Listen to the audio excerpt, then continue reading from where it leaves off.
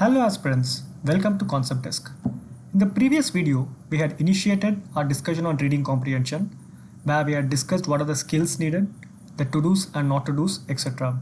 In case you have not yet watched that video, I have provided the link in the description box. So let's continue our journey. First, we have to understand that not all questions of RC are alike.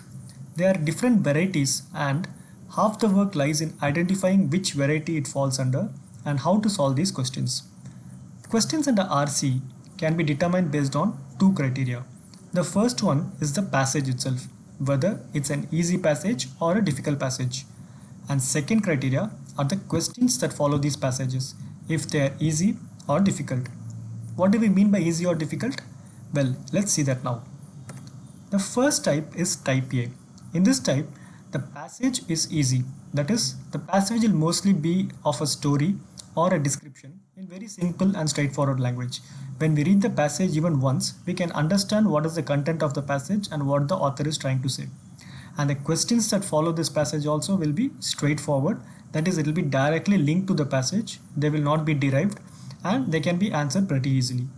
But the only discouraging fact is type A passages are very limited in number or even rare in today's competitive exams. Next comes type B.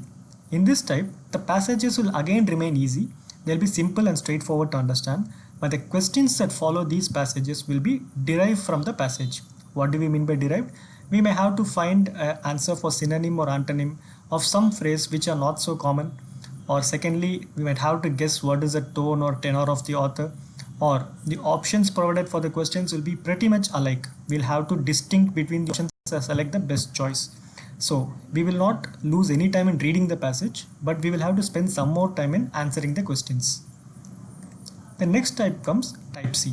Here, the passage will be difficult in the sense it will not be so much straightforward or it will not be a story or description. It will be technical in nature. Some passage or extract from a newspaper or a journal in a variety of subjects like economics or politics, whichever require you to understand exactly what the author is trying to say by being in the author's shoes. So in this case, we might have to read the passages maybe once or even twice and then go on to answer the questions. But in this type, even though the passage requires a bit of effort from the candidate, the questions will be mostly straightforward. You will be able to answer the questions once you understand the context of the passage. And finally is the type D. Just like I have mentioned it in red here, this is the most dangerous and difficult of all the type of RCs, because here the passage also will be technical, a little bit difficult to understand, and the questions that follow these passages also will be difficult. In the sense, it will be a little bit of derived in nature and the options will be similar or alike to each other. Now, very friends, we will be able to solve all these types of questions. In the upcoming videos, we will see examples of each of these types of passages and then we will find the techniques to easily answer all these questions. Since we know what are the types of questions in RC, the next question in our mind would be, what is the weightage given to all these questions? Well friends, across all the competitive exams in the country, we can say on an average, the questions are dominated by mostly moderate type of questions, that is of either type B or type C. It should not be so easy for the candidate. At the same time, you will have to spend some time in answering these questions. The type A, as I said friends, is pretty easy and it will be of a very lesser quantity. Hardly one or two questions might be coming from this type. And then the type D will occupy the rest of the portion. Well, we cannot say this is the distribution for all the competitive exams. It will determine depending upon the type of exam you're going to attend. If it's going to be say of a clerical nature or maybe even for SSC CGL exams, you will mostly find the questions in type A, type B and type C. Around 90% will be covered in easy and moderate questions. 10% might be of type D.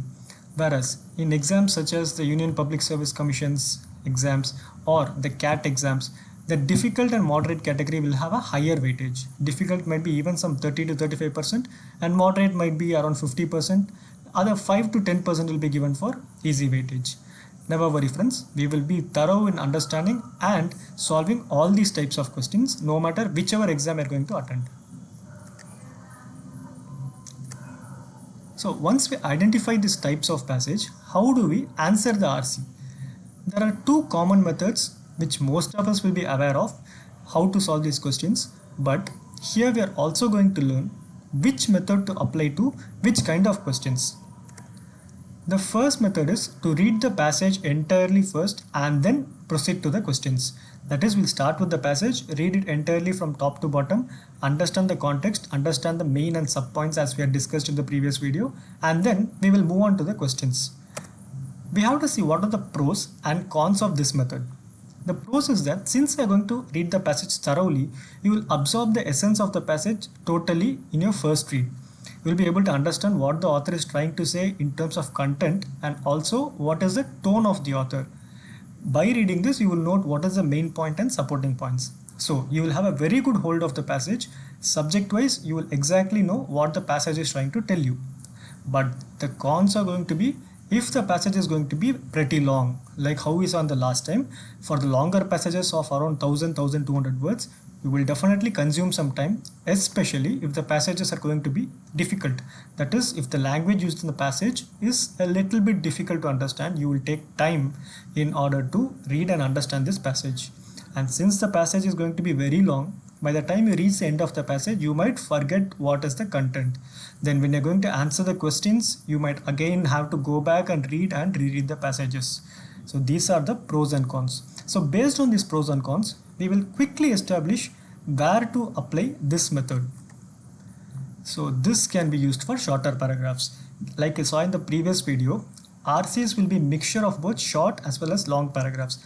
As soon as we see the RC, we will know whether it's a shorter one, say 400 to 500 words, or longer paragraphs of 900 to 1000 words. The easier technique would be to, as soon as we see the passage, we identify it's a shorter paragraph, we can go and read the paragraph first. That is, we will follow method 1.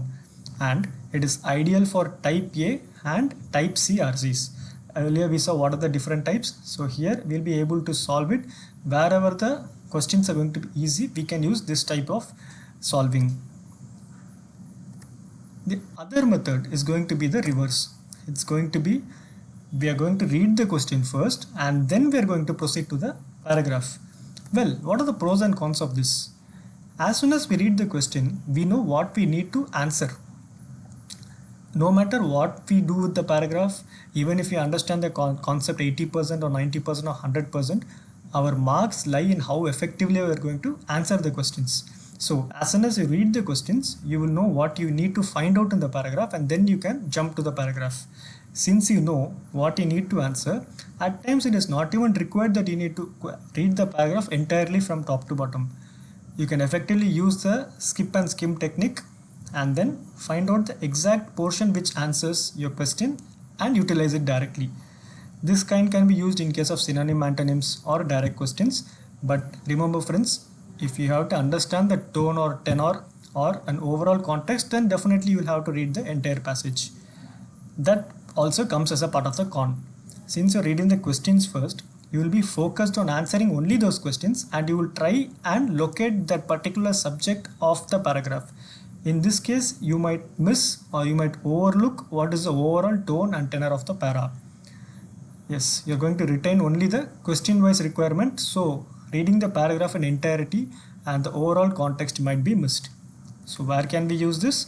For longer paragraphs. So we saw method 1 is for the shorter paragraph, method 2 is for the longer paragraphs. So right away we have got an idea which method or technique to use depending upon the length of the paragraph. And secondly, it's easy to answer synonyms and antonyms questions. At times we might come in a situation where we are nearing the end of the examination and we find that there are few more paragraphs to solve, few more RC questions to solve.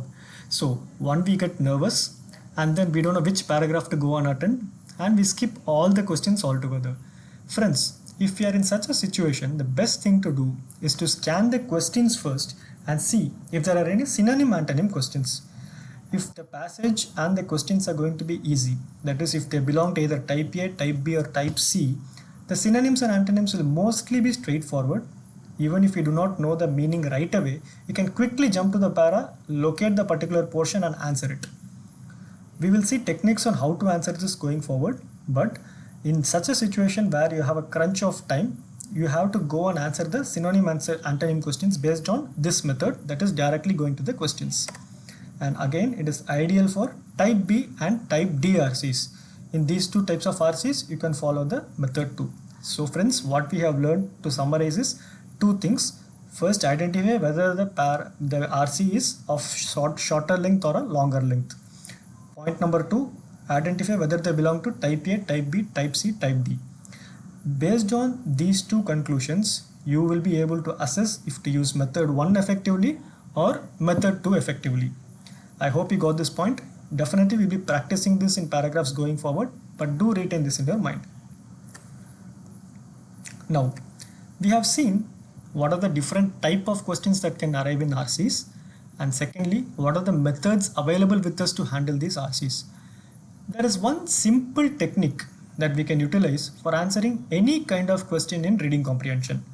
Irrespective of whether you understand the question in entirety, or even if the passage is going to be difficult, it's going to be complicated, or it's going to be easy, no matter what. This is the simplest of techniques that are available. It's called as the ESS technique. So what do we mean by ESS technique?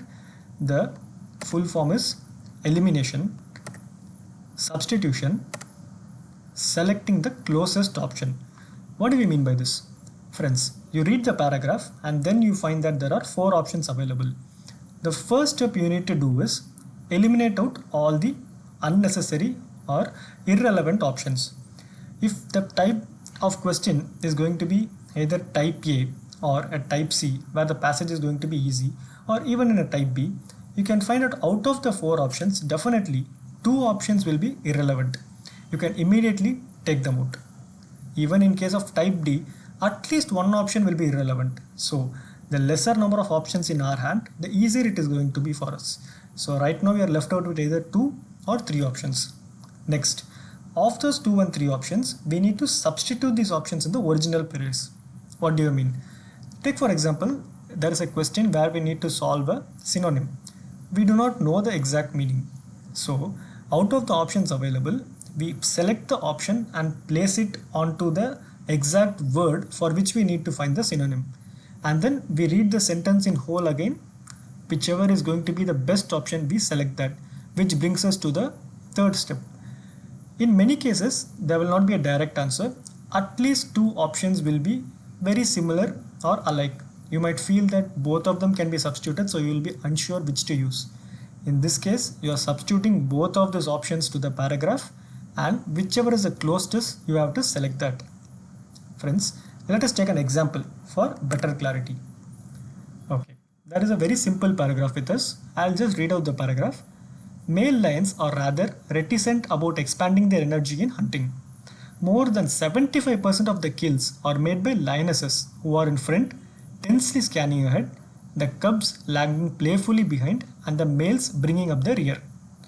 When the lionesses are hunting, the males protect the cubs, particularly from hyenas. So friends, as soon as we see this, we know it is a type A, very simple kind of passage. It is a very simple description. Anybody reading through this even once will know what the author is trying to say. Okay, as soon as we read the passage, we feel it belongs to type A. But then let's go to the question. The question says, the phrase tensely scanning ahead means. What does this mean? Well, many of you might already be knowing the meaning of this particular phrase, but let's assume that we have no idea what tensely scanning ahead means. We have absolutely no inkling of it, but still we can answer this question using the ESS technique. Let's see how. The first option is playfully wandering around. Next is lazily gazing at things ahead. Next option, nervously seeing in front, or humbly walking with head bent low. Fine. So we have no idea what tensely scanning ahead is. We'll first find out where it comes in the paragraph. Yes, here it is, tensely scanning ahead. Fine. So what is the option A? First, as per the ESS technique, we need to eliminate the unnecessary options. So can we say that playfully wandering around? So what we understand from the paragraph is these lions are going for hunting. The lioness is leading ahead. Next come the cubs, and then the male lion brings up the rear, protecting the cubs.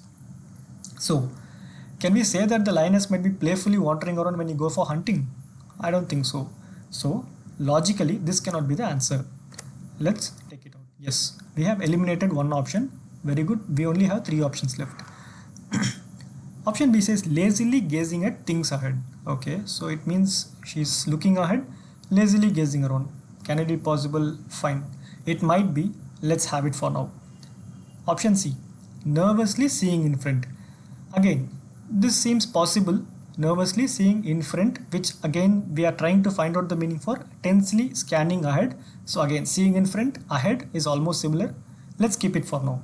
Option D, humbly walking with head bent low.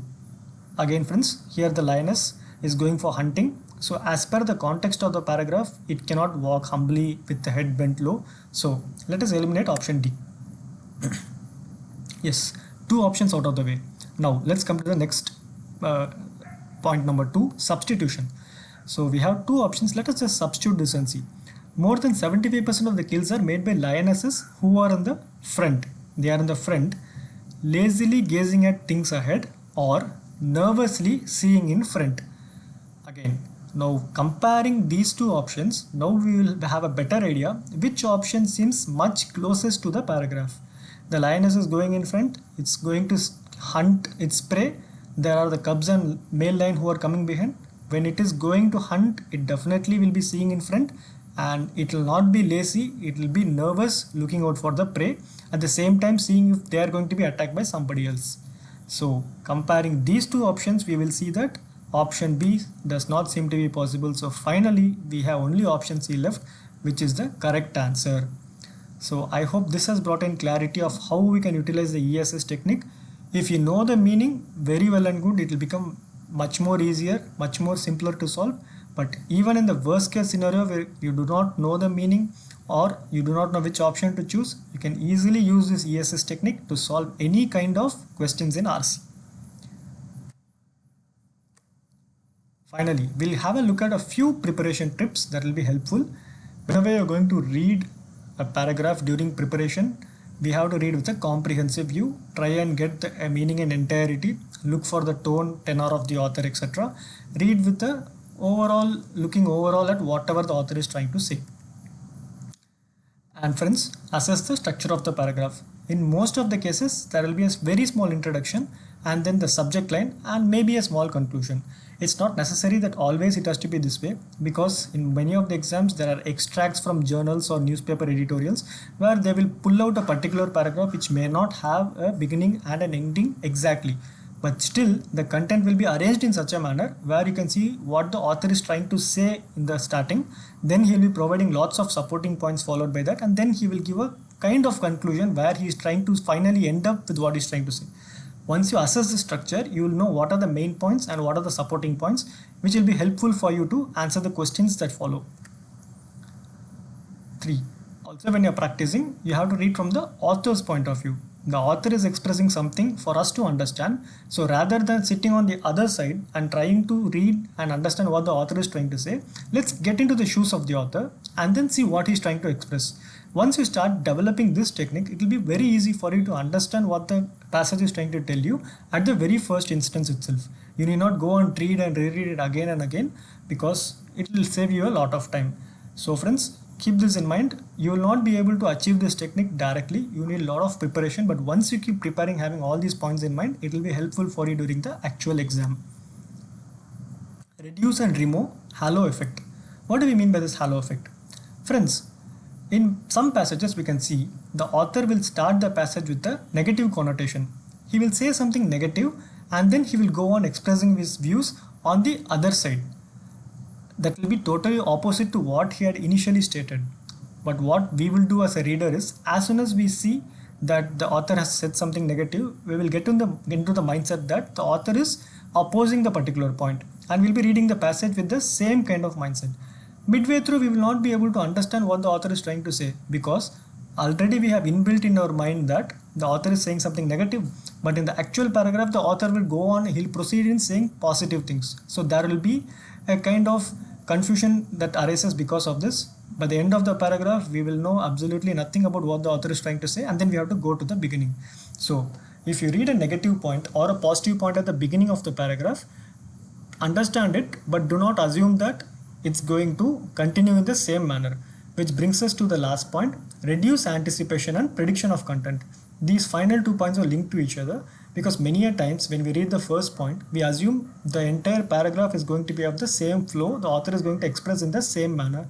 But there are lots of trick questions where the passages will be pulled out of some particular journal, where you will get only an extract of what the author is trying to say. So it's not necessary that the first part, second part of the entire paragraph should be the same. They will be giving contradicting views, but finally the author will arrive at a particular point which is required for us. So please keep these preparation tips in mind and practice them whenever you are going to solve RC questions. Never to worry friends, in the upcoming videos we'll be solving multiple RC questions of each type, and there we'll be remembering all these points and placing them in practical effect. So that brings us a conclusion to this two-part series on how to arrive at RC solving. We hope that this was useful to you. From the next video onwards, we are going to practically solve all these RC questions using all the techniques that we have learned, and then we'll have a much better idea. So thank you so much for watching friends. Keep tuned into Concept Desk, and all the best with your preparation. Take care, keep smiling and stay happy.